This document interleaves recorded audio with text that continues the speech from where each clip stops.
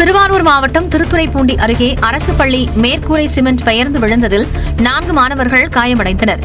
சேகல் ஊராட்சி ஒன்றிய நடுநிலைப் பள்ளியில் கடந்த 2022-23 நிதியாண்டில் 2 வகுப்பறைகளுடன் கூடிய கட்டடம் புதிதாக கட்டப்பட்டது.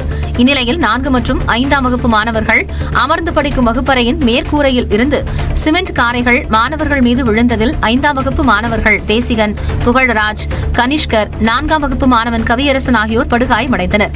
இதையடுத்து பள்ளி ஆசிரியர்கள் மாணவர்களை மீட்டு திருத்துறைப்பூண்டி அரசு மருத்துவமனையில் சிகிச்சைக்காக அனுமதித்தனர். கோவை மாவட்டம் வெள்ளியங்கிரி மலைக்கோயிலுக்கு வந்த காட்டு யானை அங்குள்ள டேங்கில் இருந்த நீரை குடித்ததோடு அதை தள்ளிவிட்டது. மேலும் குப்பை தொட்டியையும் தள்ளிவிட்டது. அடிக்கோடி கோயிலுக்கு வரும் ஒற்றை யானைக்கு தேவையான உணவு மற்றும் நீரை காட்டுக்குள்ளேயே கிடைக்க வனத்துறை ஏற்பாடு செய்ய வேண்டும் என்ற கோரிக்கை எழுந்துள்ளது. சிவகங்கை மாவட்டம் தேவக்கோட்டை முத்துமாரியம்மன் கோவில் பூச்சொரிதல் விழா விமர்சையாக நடைபெற்றது. முத்துமாரியம்மன் கோயிலின் 78ஆம் ஆண்டு பங்குனி பூச்சொரிதல் உற்சவ விழா காப்பு கட்டுதலுடன் தொடங்கியது. இதனைத் தொடர்ந்து பக்தர்கள் பால்குடம், வேல்காவடி, பறவை காவடி எடுத்து நகரின் முக்கிய வீதிகள் வழியாக கோயிலுக்கு சென்று பக்தி பரவசத்துடன் தீக்குழி இறங்கி நேர்த்திக்கடன் செலுத்தினர்.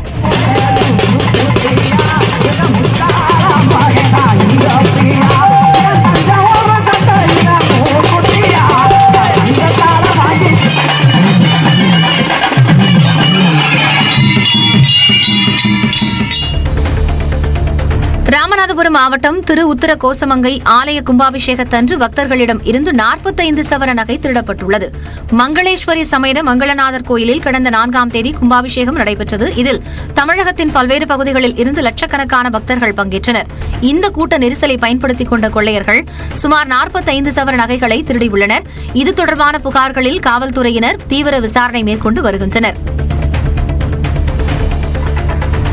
புதுக்கோட்டை மாவட்டம் சங்கம்பட்டி கிராமத்தில் கோயில் திருவிழாவை முன்னிட்டு பரிவேட்டை எனும் பாரம்பரிய நிகழ்ச்சி நடைபெற்றது.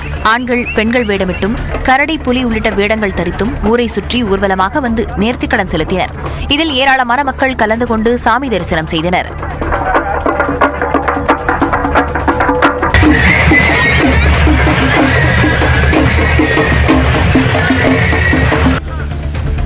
சாலை பராமரிப்பு காரணமாக கோவை குற்றால அருவிக்கு செல்வதற்கு இன்று ஒரு நாள் தடை விதிக்கப்பட்டுள்ளது. அருவிக்கு செல்ல சாடிவேல் வனத்துறை செக்போஸ்ட் பகுதியிலிருந்து 3 கிலோமீட்டர் தூரத்துக்கு சாலை உள்ளது. பழுதடைந்த இந்த சாலையை சீரமைக்கும் பணி நடைபெற்று வருகிறது. இறுதிக்கட்ட பணிக்காக இன்று சாலை மூடப்படுவதால் சுற்றுலாப் பயணிகள் அருவிக்கு செல்ல தடை விதிக்கப்பட்டுள்ளது. சேலம் மாவட்டம் ஆத்தூரில் ஒர்க் ஷாப்பில் இருசக்கர வாகனத்தை வாட்டர் சர்வீஸ் செய்து கொண்டிருந்த போது மின்சாரம் பாய்ந்து இளைஞர் பரிதாபமாக உயிரிழந்தார். தெற்கு உடையார் பாளையத்தைச் சேர்ந்த மணிகண்டன் என்பவரின் ஒர்க் ஷாப்பில் தமிழரசன் என்பவர் வேலை பார்த்து வந்தார். இந்நிலையில் இருசக்கர வாகனத்தை வாட்டர் சர்வீஸ் செய்தபோது எதிர்பாராத விதமாக மின்சாரம் தாக்கி தமிழரசன் சம்பவ இடத்திலேயே பரிதாபமாக உயிரிழந்தார்.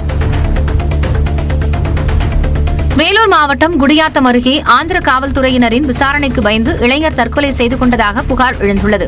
வெங்கடகிரி அருகே கடந்த சில நாட்களுக்கு முன்பு நடந்த வழிப்பறி தொடர்பாக பேரணாம்பட்டு பகுதியைச் சேர்ந்த சிலரை கைது செய்து ஆந்திர காவல்துறையினர் விசாரித்து வருகின்றனர். இந்த விவகாரத்தில் குண்டலப்பள்ளியைச் சேர்ந்த ஜெயபிரகாஷ் தேடப்பட்டு வந்த நிலையில் அவர் தற்கொலை செய்து கொண்டுள்ளார்.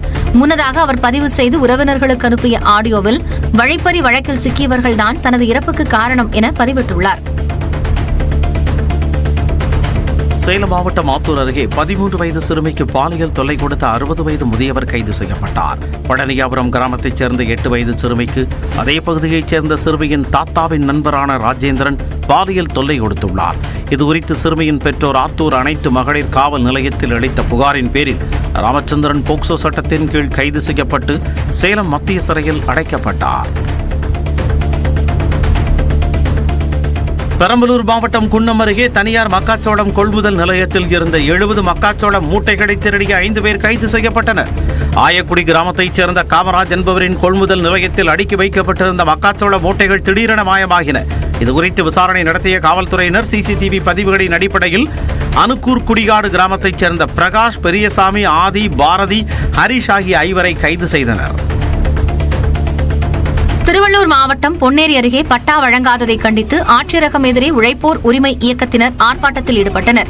ஏலியம்பேடு கிராமத்தில் 50 ஆண்டுகளுக்கு மேலாக வசித்து வரும் 70க்கும் மேற்பட்ட குடும்பங்களுக்கு பலமுறை மனு அளித்தும் பட்டா வழங்கப்படவில்லை என்று கூறப்படுகிறது. இந்நிலையில் உடனடியாக தங்களுக்கு வீட்டுமனை பட்டா வழங்க வேண்டும் என வலியுறுத்தி மாவட்ட ஆட்சியரகம் அருகே உழைப்போர் உரிமை இயக்கம் மற்றும் ஏலியம்பேடு கிராமத்தைச் சேர்ந்த பொதுமக்கள் ஆர்ப்பாட்டத்தில் ஈடுபட்டனர். புதுச்சேரியில் சொகுசு வாழ்க்கை வாழ இருசக்கர வாகனங்களை திருடிய பொறியியல் பட்டதாரி உட்பட 3 கைது செய்யப்பட்டனர். ஏரிப்பாக்கத்தைச் சேர்ந்த தாமோதரன் என்பவர் தனது இருசக்கர வாகனத்தை காணவில்லை என்று நெட்டப்பாக்கம் காவல் நிலையத்தில் புகார் அளித்திருந்தார். இது தொடர்பாக சிசிடிவி காட்சிகளை ஆய்வு செய்த போலீசார் விழுப்புரத்தைச் சேர்ந்த பொறியியல் பட்டதாரி பானு பிரசாத் மற்றும் அவரது நண்பர் மணிகண்டன், இருசக்கர வாகன மெக்கானிக் விஜயகுமார் ஆகியோரை கைது செய்தனர்.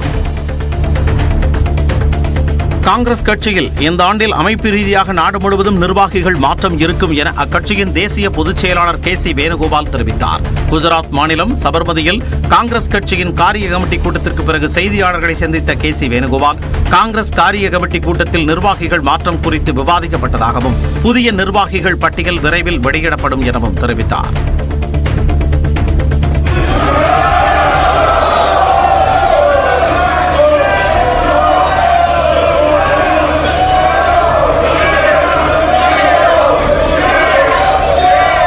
சட்ட திருத்தம் குறித்து விவாதிக்க கோரி ஆளும் தேசிய மாநாட்டு கட்சி, காங்கிரஸ் உள்ளிட்ட கட்சிகளைச் சேர்ந்த எம்எல்ஏக்கள் அமளியில் ஈடுபட்டதால் 2ஆம் நாளாக ஜம்மு காஷ்மீர் சட்டப்பேரவை ஒத்திவைக்கப்பட்டது.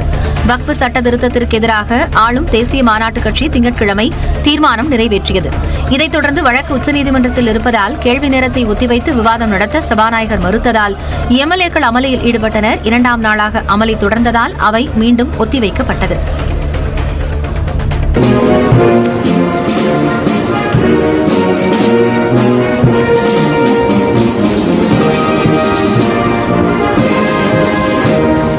போர்ச்சுகல் சென்ற குடியரசுத் தலைவர் திரௌபதி முர்முவிற்கு தலைநகர் லிஸ்பனில் உள்ள நாடாளுமன்ற வளாகத்தில் அரசு மரியாதை அளிக்கப்பட்டது. இதைத் தொடர்ந்து அவைத்தலைவர் ஜோஸ் பெட்ரோ உள்ளிட்டோர் அவருக்கு வரவேற்பு அளித்தனர்.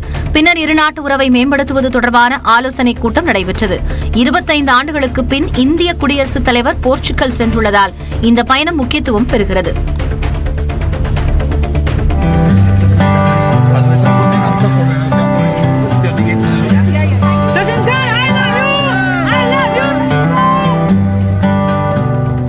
அசாமில் உள்ள காசிரங்கா தேசிய பூங்காவில் கிரிக்கெட் ஜாம்பவான் சச்சின் டெண்டுல்கர் உற்சாகமாக ஜீப் சவாரி செய்த காட்சி இது.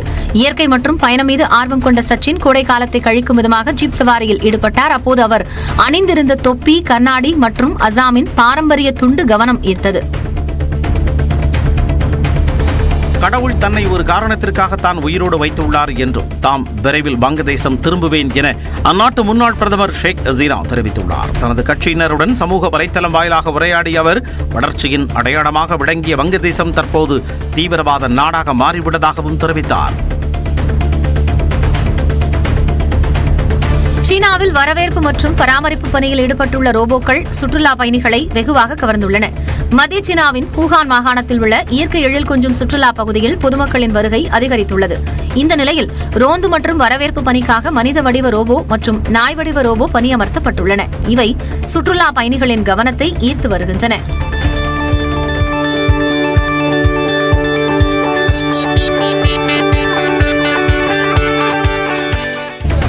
தருமபுரி மாவட்டத்தில் 30 அம்ச கோரிக்கைகளை வலியுறுத்தி நியாய விலைக் கடை பணியாளர்கள் கருப்பு சட்டை அணிந்து ஆர்ப்பாட்டத்தில் ஈடுபட்டனர்.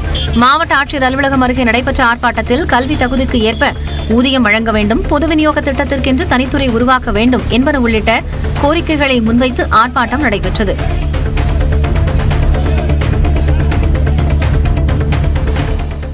அரியலூர் மாவட்டம் தாமரைப்பூண்டியில் மின்சாரம் தாக்கி சத்துணவு மைய ஊழியர் உயிரிழந்தது சோகத்தை ஏற்படுத்தியுள்ளது. சத்துணவு மைய ஊழியரான சசிகலா என்பவர் தன்னுடைய வீட்டிலிருந்து கிரைண்டரில் மாவு அரைத்துக் கொண்டிருந்தபோது மின்கசிவு ஏற்பட்டு சம்பவ இடத்திலேயே உயிரிழந்துள்ளார். தகவல் அறிந்த கூவாகம் போலீசார் உடலை கைப்பற்றி பிரேத பரிசோதனைக்காக அரியலூர் அரசு மருத்துவக் கல்லூரி மருத்துவமனைக்கு அனுப்பி வைத்தனர். மயிலாடுதுறை அருகே நீடூர் மகா காளியம்மன் கோவில் கும்பாபிஷேகத்தை முன்னிட்டு மத நல்லிணக்கத்தை போற்றும் விதமாக இஸ்லாமியர்களை மேளதாளம் முழங்க கோவிலுக்கு வரவேற்று கிராம மக்கள் கொண்டாடி மகிழ்ந்தனர். கோவில் அமைந்துள்ள பகுதியில் இஸ்லாமியர்கள் அதிகம் வசித்து வரும் நிலையில் மத நல்லிணக்கத்தை போற்றும் விதமாக அவர்களை வரவேற்று இனிப்புகளை வழங்கி அன்பை பகிர்ந்து கொண்டனர். தமிழ் புத்தாண்டை ஒட்டி ஏப்ரல் 14ஆம் தேதி திருச்செந்தூர் சுப்பிரமணிய சுவாமி கோவில் நடை அதிகாலை 4 மணிக்கு திறக்கப்படும் என்று அறிவிக்கப்பட்டுள்ளது. இதுகுறித்து திருக்கோவில் இணை ஆணையர் வெளியிட்டுள்ள செய்திக்குறிப்பில் அதிகாலை 4 மணிக்கு நடை திறக்கப்பட்டு 4:30 மணிக்கு விஸ்வரூபம், 6 மணிக்கு உதயமார்த்தாண்ட அபிஷேகம், அதன் பிறகு தீர்த்தவாரியும் தொடர்ந்து உச்சிக்கால அபிஷேகமும் நடக்கும் என்று தெரிவிக்கப்பட்டுள்ளது. திருவள்ளூரில் இருசக்கர வாகனத்தில் சென்று கொண்டிருந்த ஆசிரியையிடமிருந்து ஹெல்மெட் கொள்ளையர்கள் செயின் பறித்த சம்பவம் அதிர்ச்சியை ஏற்படுத்தியுள்ளது. அங்கன்வாடி ஆசிரியைகளாக பணிபுரியும் வாசுகி மற்றும் லதா ஆகியோர் இருசக்கர வாகனத்தில் சென்று கொண்டிருந்தனர். அப்போது முத்துக்கொண்டாபுரம் கொசஸ்தலை ஆற்று மேம்பாலத்தில் ஹெல்மெட் அணிந்து கொண்டு இருசக்கர வாகனத்தில் வந்த இருவர் வாசுகியின் செயினை பறித்துள்ளனர். இதையடுத்து இருவரும் கூச்சலிட்டதால் செயினை சாலையில் போட்டுவிட்டு திருடர்கள் தப்பி ஓடினர். திருவண்ணாமலை மாவட்டம் செய்யாறு அருகே கிணற்றில் தவறி விழுந்த மூதாட்டியை தீயணைப்புத்துறை வீரர்கள் மீட்டனர். காந்தி சாலையில் மண்டித்தெரு சந்திப்பு அருகே 3 அடி அகலம் கொண்ட கிணற்றில் பாரதி என்ற மூதாட்டி தவறி விழுந்துள்ளார். அவருடைய சத்தம் கேட்டு அக்கம் பக்கத்தினர் தீயணைப்புத்துறைக்கு தகவல் கொடுத்தனர். இதனையடுத்து சம்பவ இடத்திற்கு விரைந்து வந்த தீயணைப்புத்துறை வீரர்கள் மூதாட்டி பாரதியை கயிறு கட்டி மீட்டனர். நாமக்கல் மாவட்டம் பள்ளிப்பாளையத்தில் 1 வயது பெண் குழந்தையை பாலியல் வன்கொடுமை செய்த வளர்ப்பு தந்தை கைது செய்யப்பட்டார். திருச்செங்கோட்டில் வசித்து வரும் ஒடிசா மாநிலத்தைச் சேர்ந்த சமர்தாஸ் மதுபோதையில் தனது 1 வயது வளர்ப்பு குழந்தையை பாலியல் வன்கொடுமை செய்ததாக கூறப்படுகிறது. புகாரை அடுத்து அவரை காவல்துறையினர் கைது செய்தனர். அவர் தப்பி ஓட முயன்றபோது கீழே விழுந்ததில் அவரது கால், கை எலும்புகளில் முறிவு ஏற்பட்டதாக காவல்துறையினர் கூறினர். கள்ளக்குறிச்சி மாவட்டம் உளுந்தூர்பேட்டையில் பங்குனி உத்திர திருவிழாவை முன்னிட்டு காவடி தயாரிக்கும் பணி தீவிரமாக நடைபெற்று வருகிறது. இம்மாதம் 11ஆம் தேதி முருகன் கோவில்களில் பங்குனி உத்திர திருவிழா நடைபெறவுள்ளது. விழாவின் போது பக்தர்கள் தங்களின் வேண்டுதலை நிறைவேற்ற ஏதுவாக பால் காவடி, பன்னீர் காவடி, புஷ்பக் காவடியை ஆர்வத்துடன் வாங்கிச் செல்கின்றனர். திண்டுக்கல் மாவட்டம் சிறுமலைப்புதூரில் 500க்கும் மேற்பட்ட குடும்பத்தினர் மின்சாரமின்றி தவித்து வருகின்றனர். இப்பகுதியில் 3 நாட்களுக்கு முன்பு வீசிய சூறை காற்றால் மின் கம்பங்கள் சேதமடைந்து மின் விநியோகம் முற்றிலும் தடைப்பட்டுள்ளது. பள்ளி மாணவர்களுக்கு ஆண்டு இறுதித் தேர்வு நடைபெறுவதால் உடனடியாக மின் விநியோகத்தை சீரமைக்க வேண்டும் என்று பொதுமக்கள் கோரிக்கை விடுத்துள்ளனர்.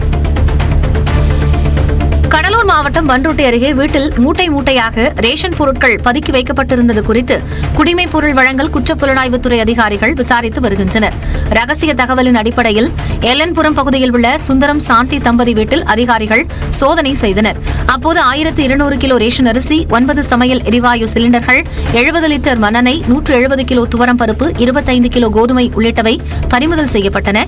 இந்த பொருட்களை பதுக்கியது தொடர்பாக சாந்தியிடம் விசாரணை நடைபெற்று வருகிறது.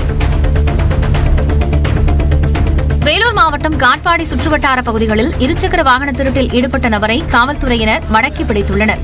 காட்பாடி பகுதியில் வாகன தணிக்கையில் ஈடுபட்ட காவல்துறையினர் சந்தேகத்திற்கிடமான வகையில் இருந்த இளைஞரை பிடித்து விசாரித்தனர்.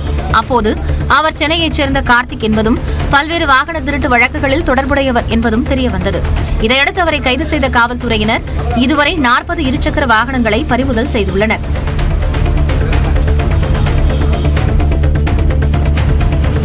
தூத்துக்குடி மாவட்டம் கோவில்பட்டியில் நிகழ்ந்த சாலை விபத்தில் போஸ்ட் மாஸ்டர் உயிரிழந்தார்.